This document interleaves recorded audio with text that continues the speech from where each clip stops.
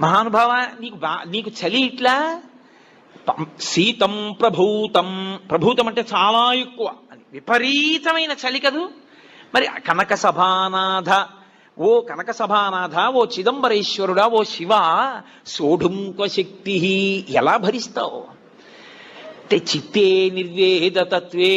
అర్థమైందయా, ఎప్పుడు కోరికలతో ఏడుస్తూ అలమటించిపోతూ ఎప్పుడు దుఃఖంతో ఉండి వేడిగా ఉండే నా హృదయంలో ఉన్న నీకు ఇంత చల్లటివన్నీ పెట్టినా తాపం పోవట్లేదన్నాడు. అందుకని శివా నీకు ఆర్ద్రాభిషేకం అన్నారు. సమస్త తాపోపశాంతి దేని వలన కలుగుతుందంటే ఆర్ద్రాభిషేకము చేత కలుగుతుంది. శివాలయం ఉండడం ఒకెత్తు, శివాలయాన్ని వాడుకోవడం ఒకెత్తు.